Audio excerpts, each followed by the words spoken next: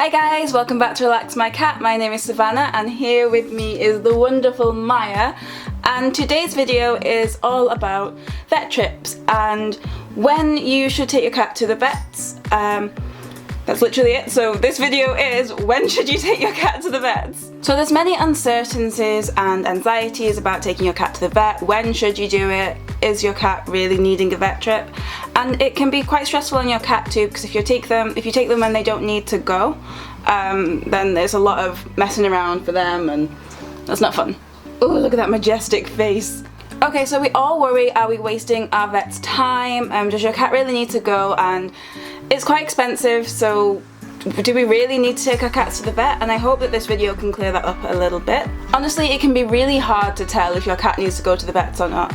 And you guys know your cats better than anyone else, so I would always say, as a rule of thumb, if you really think your cat should go to the vets, definitely take them. Despite what I've said here, if the questions don't add up, I'd say just go anyways. We have to take care of our fur babies, yes we do.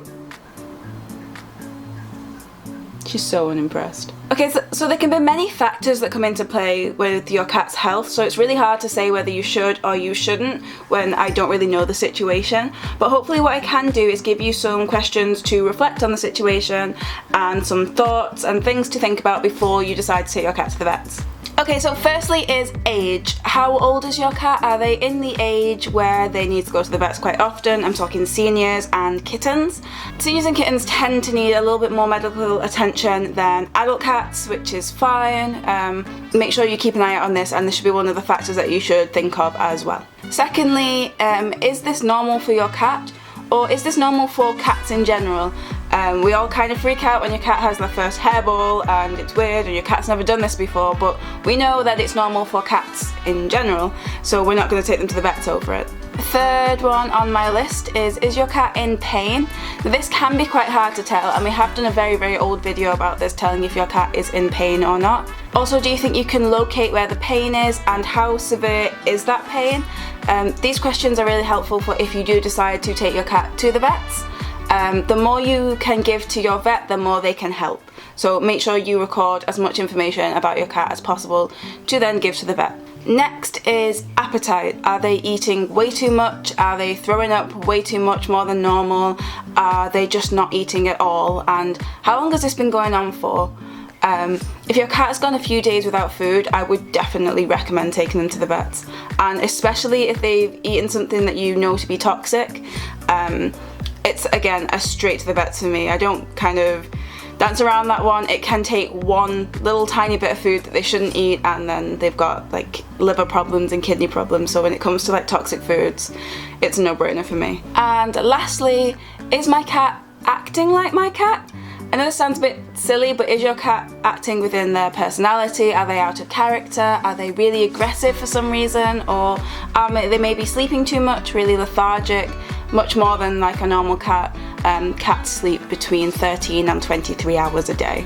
Always though, if you think that your cat really just needs to go to the vet, just take them. If it's a money thing, there are places in the UK that are student and graduate clinics where they don't charge for checkups, but they do charge if any treatment has been administered, and honestly the prices I find are really good.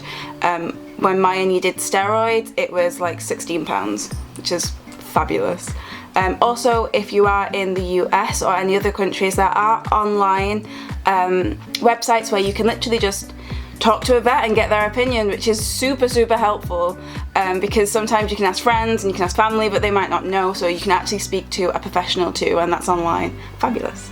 So that's it for this one. As always, I have a t-shirt winner to announce, so I will do that now. Hang on, I just want to show off the t-shirt because I really like them. It's like my favourite colour. So, with that said, our winner this week is the mother cat. The cat mother. The cat mother. Thank you so much. I really liked your comment. I thought it was really nice. Because we do know our cats and we know the little twitch of the tail and what that means, or the glare from across a room, and I think you highlighted that in a really nice way. So thank you so much for your comment, and everyone else, thank you too. Make sure you head over to our Instagram and DM us your size and address so we can get your shirt sent out for you. Everyone else, don't worry if you didn't win this week. All you have to do to enter for next week is number 1, be subscribed to Relax My Cat.